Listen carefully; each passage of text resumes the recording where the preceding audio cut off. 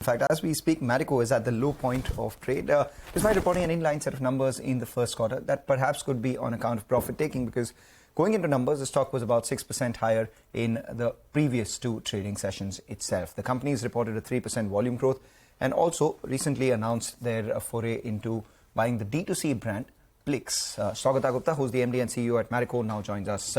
Saugata, always a pleasure speaking with you. Before we talk about your numbers, which were largely in line with expectations, what are your thoughts on the Plix acquisition first? I mean, what's the revenue scalability here? What's their profitability? And how much higher can you take it? So I think, as you know, most of the digital brands, we follow a same path where we take a certain stake and then over the corresponding 3 years, we start getting into 100%. That's what has happened in Beardo. That will happen in other brands. As far as Plix is concerned, I think two things are very interesting. One is the space of nutraceuticals and functional foods, and they have made it fun instead of being serious space, because that leads to a kind of that is a kind of a penetration expansion blocker, because ultimately, you need to promote functional foods or nutraceuticals on the concept of a healthy way of living as opposed to a supper. And they have clocked well, I think. And as I said, we've looked at some of the capabilities that are required to do digital business, including addressable market, the way they do digital marketing, and the founders. I think all of them sound exciting. And I believe that they will on the growth path. At the same time, what is also encouraging is they are doing it at a very low cash burn. Okay, Mr. Gupta, good morning and thanks for joining in. What is the gross margin and the cash burn that we've seen of Plix currently? So compared to other foods, obviously nutraceuticals and wellness products makes higher gross margin, and the cash burn is relatively low compared to similar, brands available in the system. Okay.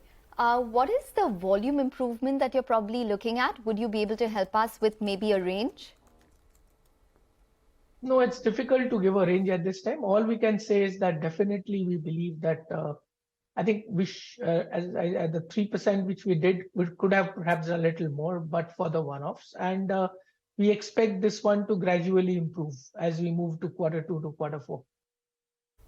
All right, you're not giving us a lot of numbers here. Saugata, I just wanted to know on the revenues itself. The second half, you said that your revenues will turn into positive territory. What exactly are you targeting for the entire year?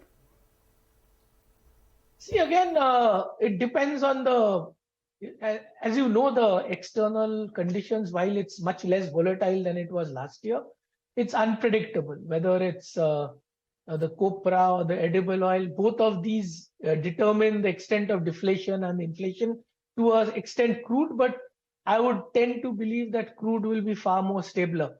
What we know this year, and it's based on the anniversarization of the deflation inflation scenario, because as you know, in Q1, Saffola prices were 30% lower than what it was last year, which was the peak of inflation immediately post the Ukraine war started. So I would tend to say that you can see the deflation factor gradually reducing, and therefore in the second half, whatever is the volume growth ending up in revenue growth, it could be a slight inflation, which at this stage, as I said, there's no point trying to give a number, hazard a guess, because in today's times, while it's less volatile, it continues to be volatile. So let's talk about ad spends then. How much higher can ad spends get to as a percentage of sales? I mean, competitive intensity is increasing as we speak. So will ad spends also move up?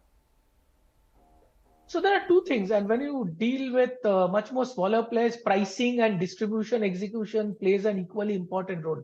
Having said that, yes, if you look at even last year, we hadn't actually, as an organization, we believe, because we had been doing the diversification journey, that we need to invest in A&P. Even last year, when it was the maximum inflation impact, we never shied away from investing in A&P and therefore we had spends growth. This year also we started out with growing spend, but yes, the A&P percentage might move up a little bit. And we will continue to invest to get back growth. This is a great opportunity, I think, to get back growth and protect market share.